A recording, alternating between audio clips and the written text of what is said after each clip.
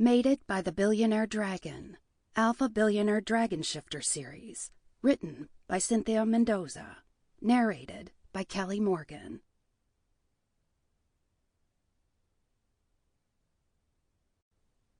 Max hid his flinch behind his glass of Dom as the senator's daughter, Tammy? Tabitha? Tara? Something with a T. Anyway, he couldn't remember, giggled. At least, he supposed it was a giggle. Either that, or the girl was part dolphin. Were there dolphin shifters? He'd have to ask Carter. He pushed away thoughts of what his best friend was doing and forced a wide smile onto his face. It pulled slightly at the trailing edges of the scar on his throat.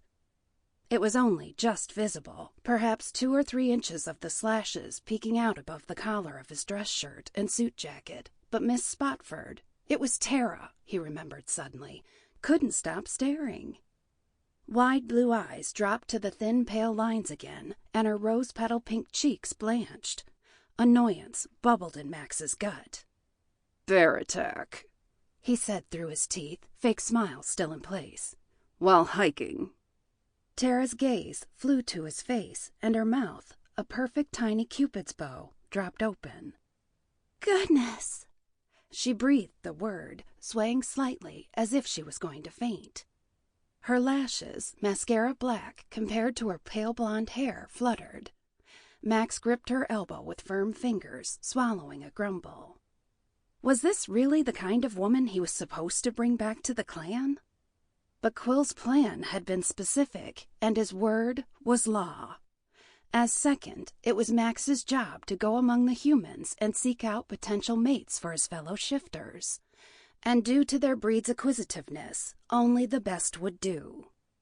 Which is how he found himself decked out in Hugo Boss, attending a sequence of decadent charity fundraisers and holiday parties, and chatting with insipid debutantes like Tara Spofford. Aesthetically, she was very pleasing. Tall, blonde, and leggy, with the face of a cherub and a body built for sin. Unlike the near-bony willowiness that had become fashionable in the last few hundred years, Tara's form was soft, ripe, and full. Lush breasts and hips filled out the glittery silver designer dress she wore. If only her insides matched her outsides, Max thought, mouth pursing in a grim line. "I'm terribly sorry, Mr. Deringer," Tara said, her trembling fingers dancing in the vicinity of his bow tie. "That must have been awful." Max flashed her a more natural smile, full of teeth. "You should see the bear." She blinked rapidly for a second, and then, realizing he was joking with her, gave a weak laugh. Her round cheeks were still pale. Max tried to imagine her up in the mountains with his clan, taking part in rituals of the new moon flights, and came up blank. She'd probably go into hysterics the first time she saw anyone shift. Her voice quavered as she turned the conversation to her father's aid foundation. Max listened with half an ear, nodding in all the right places and throwing in the occasional polite nod, or He knew he should be paying better attention, or at least scoping the crowd for other potential mates. Instead, his mind drifted to the first time he'd used the mauling story to explain the mark on his throat. He'd gotten a very different reaction then. Max drew back his shoulders and shifted his legs, widening his stance as the familiar husky laughter drifted through his mind like smoke. He took another sip of champagne and concentrated on the cool, sharp taste of the liquid, the tingle of the bubbles on his tongue.